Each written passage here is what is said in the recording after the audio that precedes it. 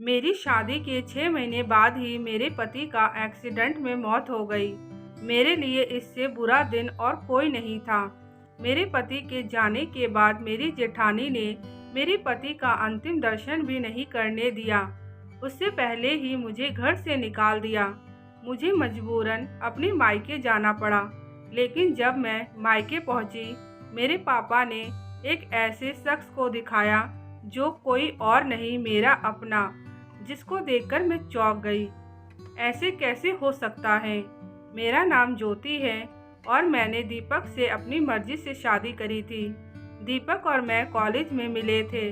दीपक और मैं दोनों एक दूसरे से बहुत प्यार करते थे, लेकिन हम दोनों के खानदान में बहुत ज़्यादा अंतर था। इसलिए हम दोनों को भागकर शादी करनी पड़ी।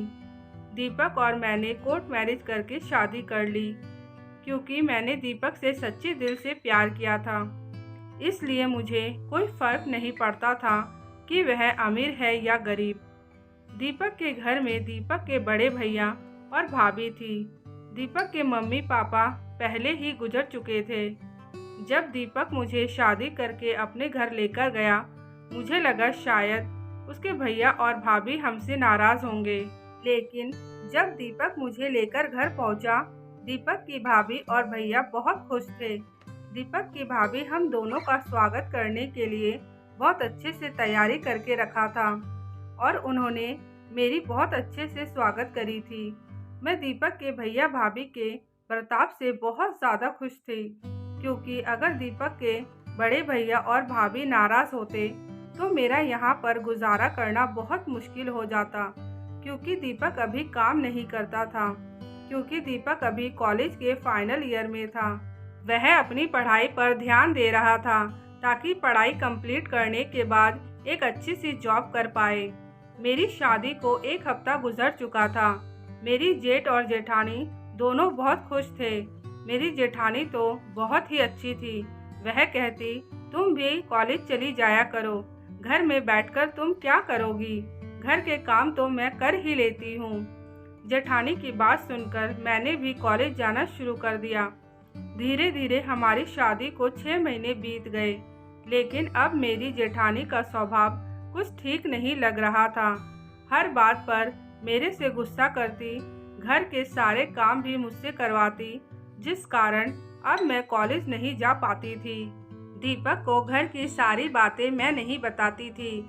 मैं सोचती थी मेरे साथ दीपक भी परेशान हो जाएगा और उसके एग्ज़ाम भी सर पर थे। धीरे धीरे मेरी जेठानी का मेरे ऊपर अत्याचार बहुत बढ़ता चला जा रहा था। मेरी जेठानी मुझे दिन रात गालियाँ देती और मुझे कोसती रहती थी। जेठानी कहती, तेरा पति तो कुछ कमाता नहीं है और तू अपने मायके से भी कुछ लेकर नहीं आई। ऐसी ही जली कटी बातें सुनाती रहती थी। दीपक का एग्ज़ाम खत्म होने के बाद एक दिन दीपक जॉब के लिए इंटरव्यू देने गया था। वहीं पर उसका एक्सीडेंट हो गया और उसकी मौत हो गई। जब घर वालों को ये खबर मिली, मैं खबर सुनकर वहीं पर बेहोश हो गई। जब मुझे होश आया तो मेरी जेठानी मुझे ताने दे रही थी। मेरी जेठानी कह रही थी, तू तो मनहूस है, मेरे देवर को खा गई। मेरे ऊपर क्या बीत रही थी ये तो मैं ही जानती थी। अभी दीपक की लाश नहीं मिली थी। दीपक के अंतिम संस्कार से पहले ही मुझे घर से निकाल दिया गया। मैंने जेठानी से बहुत मिन्नतें करी, दीदी मुझे यहीं पर रहने दो, कम से कम दीपक के अंतिम समय पर तो मुझे रहने दो। लेकिन मेरी जेठानी ने एक बात भी नहीं सुनी और मुझे घर से बाहर निकाल दिया। मेरे पास जाने के लिए और कोई दूसरा जगह नहीं था, क्योंकि मैं अपने पापा के खिलाफ जाकर ही शादी करी थी और मैं अपने पापा को बोल कर आई थी, मैं यहाँ पर कभी भी वापस नहीं लौटूंगी। लेकिन अब मेरे पास दूसरा कोई रास्ता नहीं था। मुझे मजबूरन अपने मायके जाना पड़ा। मुझे लगा जब मैं वहाँ पहुँचूंगी मेरे मम्मी पापा मुझे नहीं अपनाएंगे। लेकिन जब मैं वहाँ पहुँची, मेरी मम्मी का रो रो कर बुरा हाल था और मेरे पापा ने भी मुझे गले से लगा लिया। मैंने अपने पापा को सब कुछ बताया, मेरे साथ ये सब हो गया है। उसके बाद पापा ने जो राज मुझे बताया उसको सुनकर मेरे होश उड़ गए। मुझे अपने पापा के बातों पर बिल्कुल भी विश्वास नहीं हो रहा था। इसलिए पापा मुझे 2 दिन बाद दीपक के घर पर लेकर गए। जब मैं दीपक के घर पर पहुंची, मैंने सामने जिसको देखा, उसको देखकर मेरे शरीर के रोंगटे खड़े हो गए, क्योंकि मेरे सामने और कोई नहीं, दीपक खड़ा था। दीपक अपनी भाभी से बात कर रहा था। अच्छा हुआ ज्योति को घर से बाहर निकाल दिया। मैंने ज्योति को लेकर क्या क्या सपने देखे थे। ज्योति से मुझे कुछ भी नहीं मिला। अब मैं कोई और पैसे वाली लड़की पटाऊंगा और उससे शादी करूंगा और अपने सारे सपने पूरा करूंगा। और दीपक की भाभी दीपक की बात सुनकर हंस रही थी।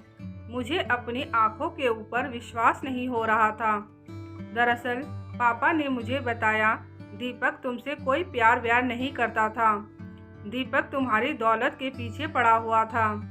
एक दिन मैंने दीपक को दूसरी लड़कियों के साथ घूमते हुए देखा।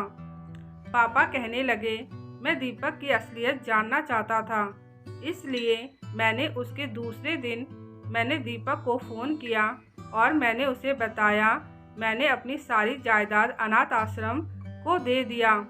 मुझे पता था दीपक मेरी ये बात सुनकर ज़रूर कुछ करेगा और उसने वैसा ही किया जैसे मैंने सोचा था। उसने अपने एक्सीडेंट का झूठा खबर फैलाया ताकि तुमसे छुटकारा पा सके, तुम्हें अपनी ज़िंदगी से निकाल सके, क्योंकि दीपक को तुम में कोई दिलचस्पी नहीं थी, उसे सिर्फ तुम्हारी दौलत से प्यार था। दीपक के भैया और भाभी को भी दौलत से ही प्यार था। जब उनको भी ये सब पता चल गया तब उन्होंने भी तुम्हारे साथ बदसलूकी करी ताकि तुम इस घर को छोड़कर चली जाओ। लेकिन जब तुम इन सब के बाद भी घर छोड़कर नहीं निकली, तब दीपक ने अपने मरने का नाटक किया। यह सब बात सुनकर मुझे ऐसा लग रहा था जैसे मैं अपने होशो हवास में नहीं हूँ। मैं दीपक के पास गई और मैंने उसे ज़ोरदार थप्पड़ मार दिया और मैं अपने पापा के साथ घर वापस आ गई। मुझे ज़िंदगी का बहुत बड़ा सबक मिल चुका था। मैंने अपने मम्मी पापा की बात नहीं सुनी, जिस कारण मुझे इतना बड़ा धोखा मिला था। जो मेरे साथ हुआ था, भगवान ना करे किसी दुश्मन के साथ भी ऐसा हो।